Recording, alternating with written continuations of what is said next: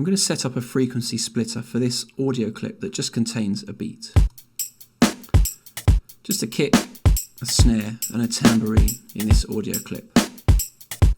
First thing I need to do is add some audio tracks. I'm going to add 4 new audio tracks. So I'm going to hit Command T or Apple T on a Mac and just create 4 new tracks. The first 3 of which are going to be for low, mid and high. The 4th is going to be a group bus, which is going to receive signal from the 3 frequency splitter tracks. Now I need to do some routing, and for this I've hit the I/O button in the session view show hides on the right hand side, and the very first thing we're going to do on audio track number 1, this is where the audio clip is, I'm just going to change the audio 2 menu from master to sends only. And now we need to receive audio on 2, 3 and 4. So while audio 4 is highlighted, I'm just going to hold down shift and multi-select those 3 tracks.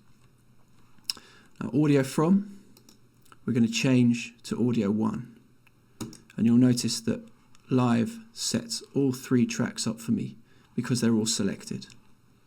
Now I just need to hit the monitor button, and lastly the audio 2 I'm going to send to audio track number 5.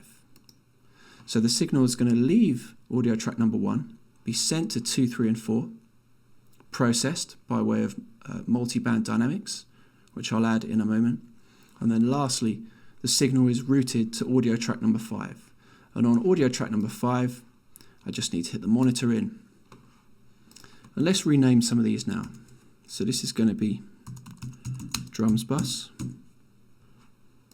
This one is going to be high. This one is going to be mid. And audio track number 2 is going to be low. Now I'm going to load some instances of multiband dynamics. I'm just going to drag the default multiband device over onto the low track.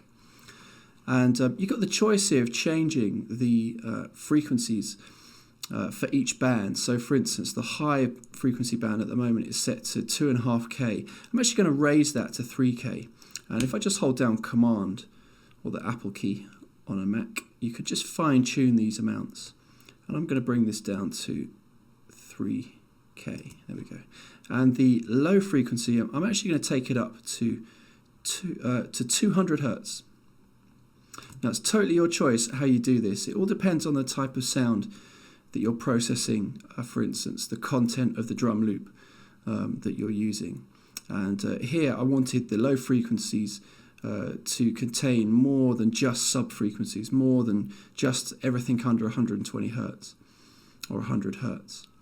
Okay, now I've done that, I'm going to right click and copy and just paste that device, including the custom frequency amounts, just onto the mid and high tracks. And lastly, I just need to solo each band. So high, we solo the high frequency, mid, solo the mid, and low, solo the low. Okay, now if I play the clip,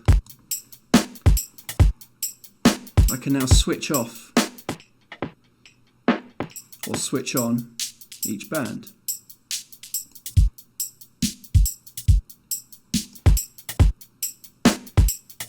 And start to process them individually. Now I have these 3 bands set up. As I get towards mix down and start adding various layers, different elements into this track, I'm probably going to have to come back and maybe do some work on the multiband dynamics to just tailor the low frequencies to whatever else I would add to this track. Everything's set up now, ready to go, and having this ability to customize each layer within a rendered audio clip is really, really useful, instead of EQing and compressing the whole thing. Okay, at this stage, what I'm going to do, because I've got nothing else in this track, I'm only really starting to put a track idea together. I'm just going to apply some audio effects creatively and kind of customize this beat, make it my own. And that's a good thing to do at this stage. At the moment in production, there's a lot of drum loops flying around and people putting together tracks from loop CDs and loop packs. And that's all great because there are loads of really good sounds out there. The challenge is to make them your own. The challenge is to customize them ever so slightly and make them your own. So all I'm going to do, I'm going to nip into audio effects, and just on the mid-range, I'm just going to throw in a default reverb.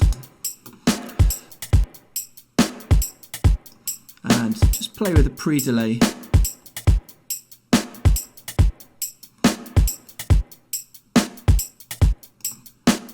And the decay time. And just get a bit of a reverb and ambience on this mid-range. Now I'm going to go in and add a delay. Let's try a ping pong delay.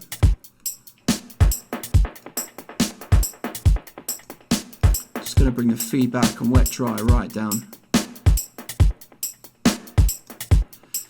And just play around with the swing percent.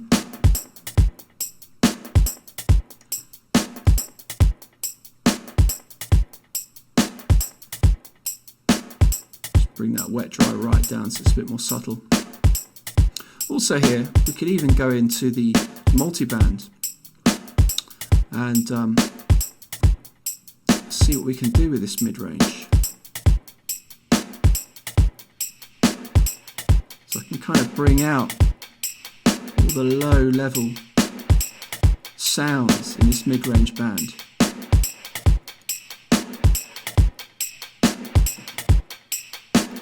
Give this mid-range layer a bit of a different feel.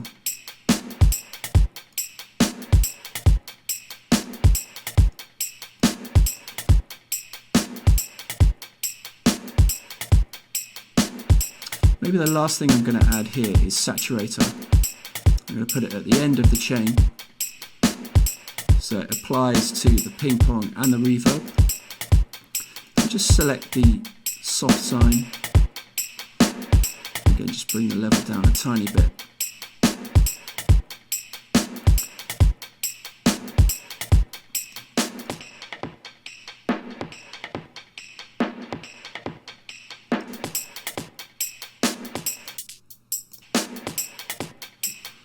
And lastly, let's go into the high frequency and just add an EQ8.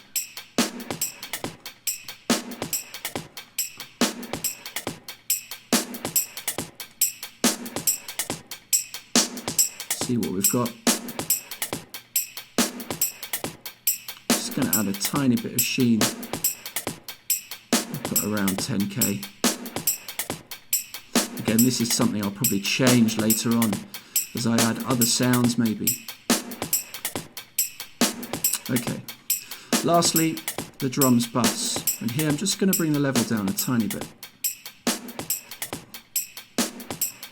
Put the lows back in. There we go.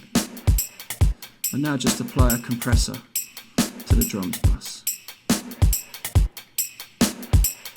Just get a tiny bit of gain reduction. Maybe put a limiter on there too. Set the ceiling again just below 0 dBs. And that's sounding nice now.